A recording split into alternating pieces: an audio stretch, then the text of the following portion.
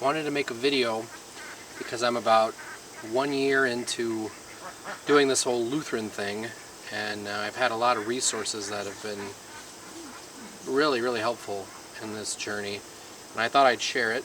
Hopefully this will be something that can benefit people out there.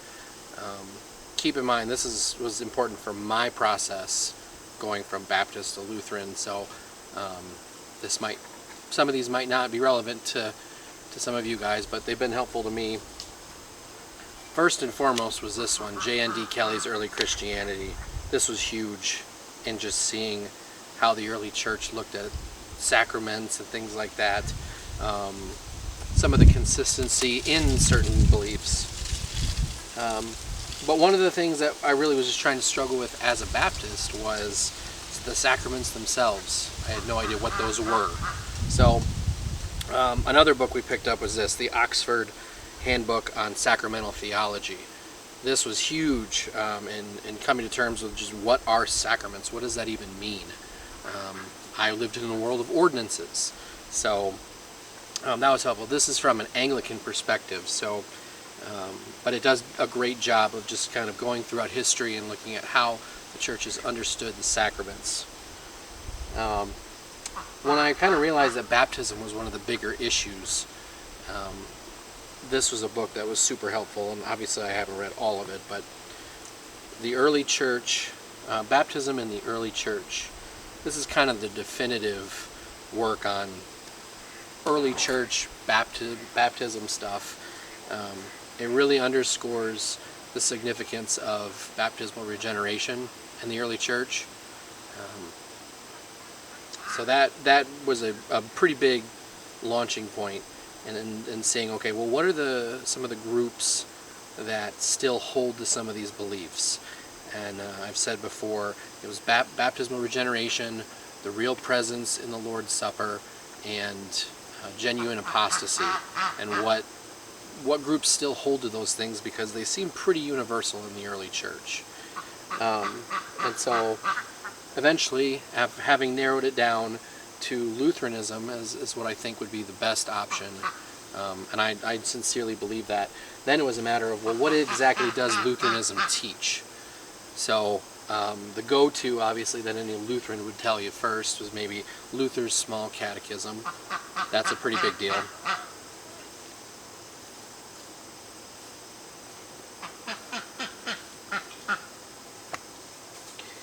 Another one that's pretty straightforward is Lutheranism 101. Pretty solid, straightforward title. Very simple. I would say this is kind of the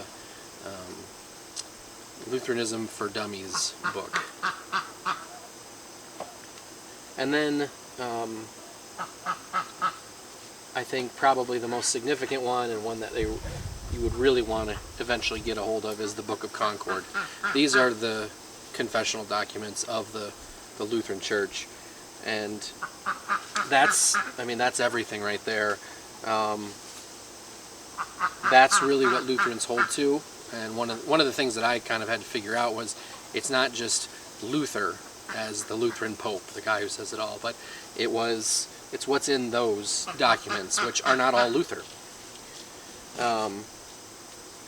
Another really great one that I found very beneficial is The Lutheran Difference,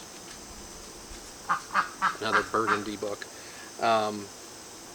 This is one that goes through all the different doctrines of Lutheranism and compares them to Baptist, Presbyterian, different groups like that. It really helps you understand, well, okay, so now I'm starting to understand what Lutherans believe. What's the difference between that and what other groups believe? So if you aren't really sure about the spectrum of beliefs, that's a really great one. And then I would say digging down really hard, and it's probably become my favorite book so far, is this one. The Conservative Reformation and Its Theology by Charles Porterfield Krauth. That really is just an amazing book that explains what a conservative Reformation is. That's so huge for me.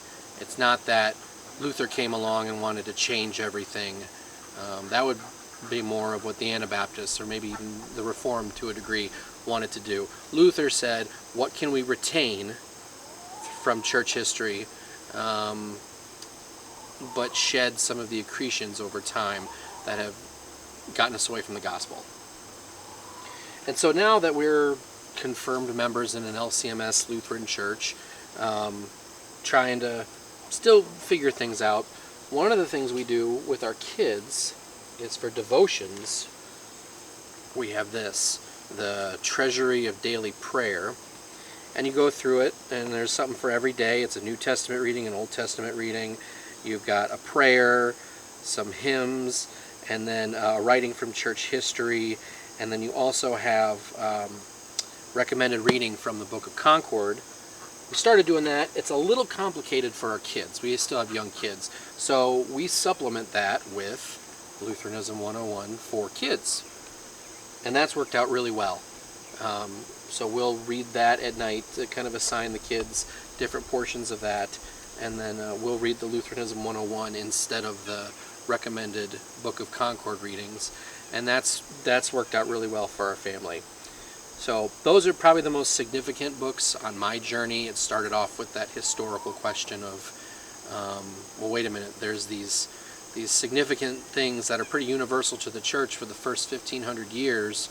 Who's still participating in those things? Because it seems to be right away in the earliest writings, and seeing that it was eventually came to Lutheranism.